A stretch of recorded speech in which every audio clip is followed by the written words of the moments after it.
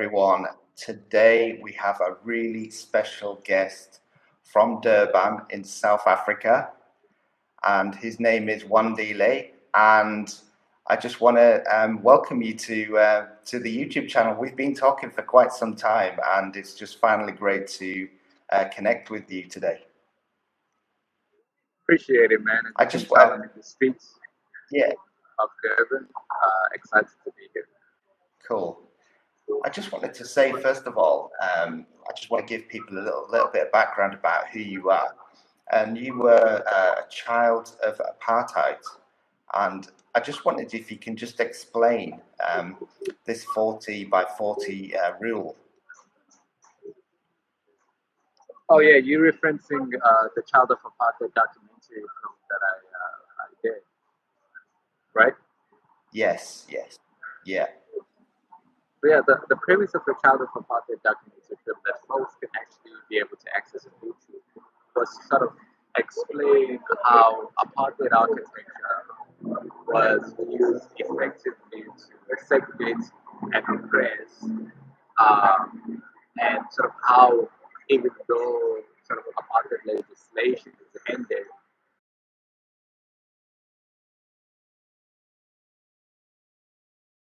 the impacts of that still are lasting till today with low-income Black families and Black communities today, and sort of starting to take a stab at what solutions to such problems could look like today.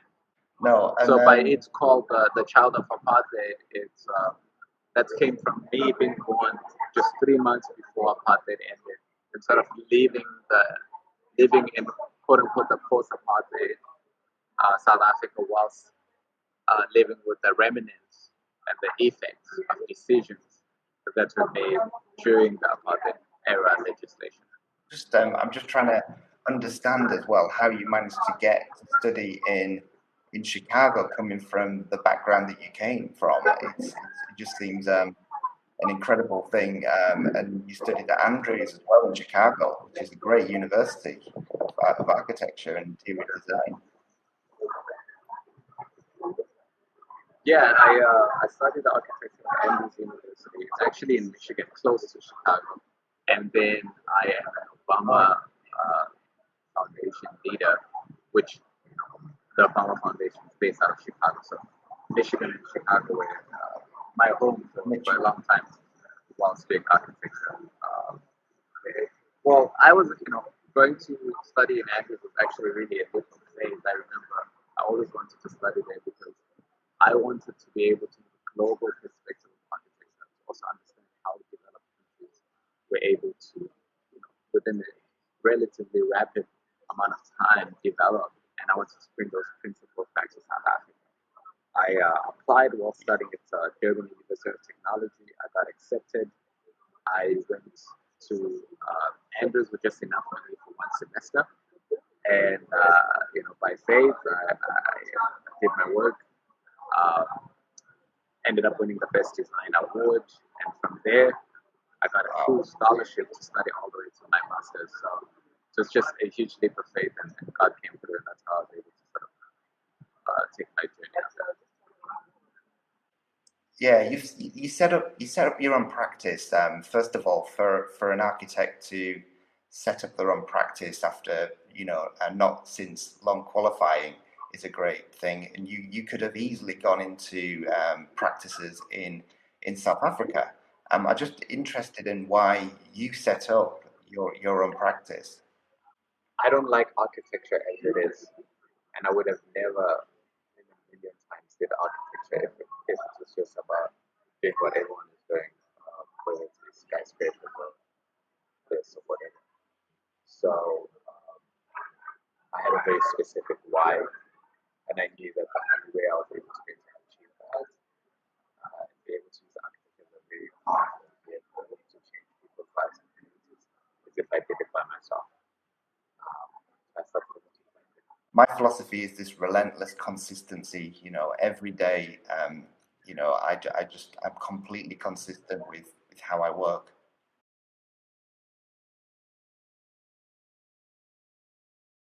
According to architects' metrics, I haven't. but I've succeeded because I'm not in competition with anyone. I am just living my life. So no one can beat me.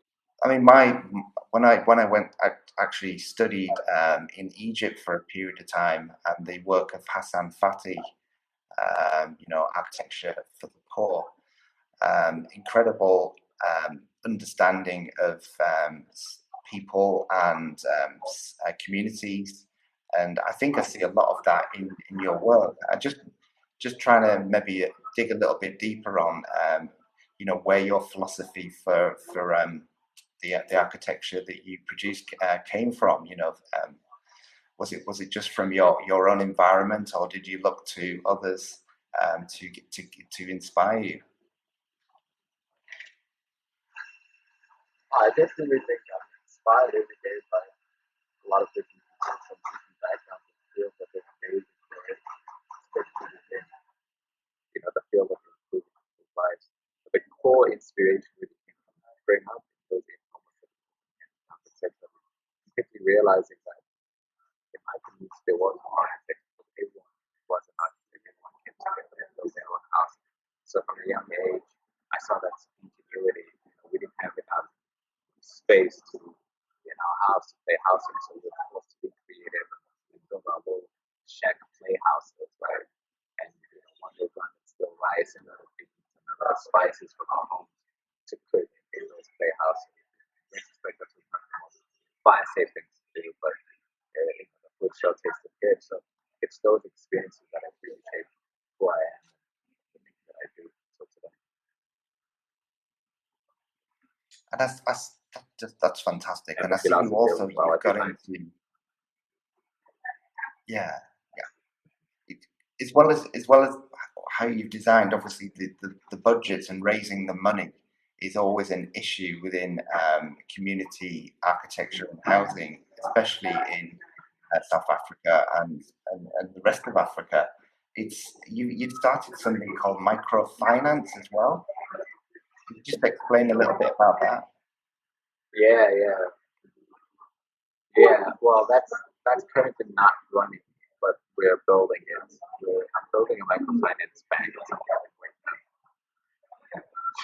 since 2018. I guess 3 years now. Very hard, but essentially it's based on the fundamental premise that banks aren't built for low income communities, but for poor people. So we're creating a microfinance bank where folks would apply for a home mortgage and they won't need to pay a down payment, which they normally don't have as they would at the bank. They don't need like an extensive credit history, which in most cases the families we deal with don't have that. Um, so they apply and their down payment is their land, and then we build a home for them. So like when you go to a bank, for example, right, you need to apply, you got the credit history, you need to jump all those hoops, and then in addition to that, you need to find an architect, they need to approve that out. The architect needs to design, they need to approve that, and then you need to find a contractor, they need to approve that. They need to do phase one. There's just a lot of steps that cost a lot of money. So we want to be a one-stop shop where when you apply, we come, we design and build that home, and you just start paying the mortgage. So that's what it's all about. That's what we're building right now. No, that's fantastic. I just wondered if the government was interested in that model for rolling out more design across South Africa. I mean, what what are your thoughts on that? Government is useless. Yeah, it's I do have experience of obviously visiting South Africa a lot, and I hear a lot of negativity towards the government, and rightly so. It just seems the model that you've created, and looking at the finance and looking at the real issues around designing homes, homes that people would actually love to live in, is an incredible one. I just don't understand why the government don't really see that, and because it's you've proven that it actually works.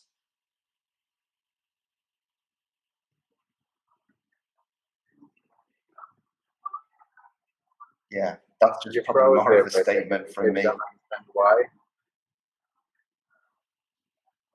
Yeah, it's just difficult to understand why when people, the government must be aware of these initiatives, or more locally, they must be aware of these community initiatives, and it just seems incredible that more more of these things are not happening in your country.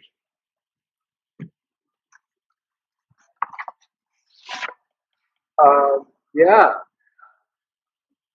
I don't know. I think governments around the world are playing hide and seek in parliament, whereas you know the agenda isn't really about serving people. Um, it's about profiting the well-being and their interests, which again all goes back to what they gain out of it. So even though they do obviously social impact stuff because that's their job, but that's Yeah. like on the back burner. What is home, and what does home mean for you?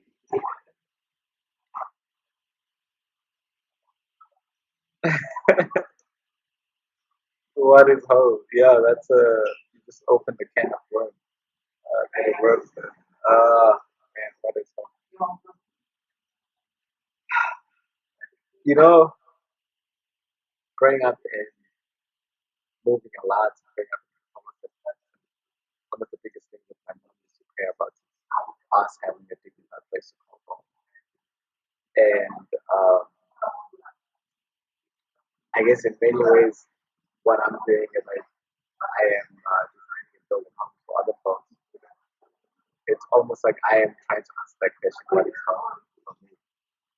Uh, but I think home is a space, a place that roots who you are from a cultural perspective, a nostalgia, historic perspective, where you feel safe, where you can be fully yourself, where you can make mistakes without the fear of being cancelled or kicked out, you know? So that's what it is. Okay. And just finally, I think it's important as I think we all as architects, and maybe other professions as well, we leave a legacy. Whatever that is. I mean, what would you say is the legacy you would want to leave when you depart this earth?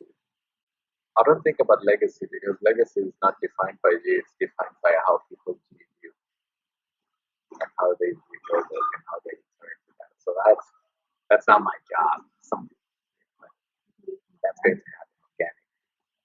But what I want is use all the privileges and the blessings and the skills God has given me to the best of my ability to help others help themselves, help families have a platform for them to thrive and succeed. Wow, fantastic answer. Yeah, I think just thank you firstly. Thank you so much for taking the time. I can see we're matching bricks nearly, different shades of brick behind us. But yeah, Yeah, thank you. yeah. Thank you so much. I'm just going to I'm going to end. Hey, Sorry, what did you say? no, I think sorry it took so long, but I appreciate it.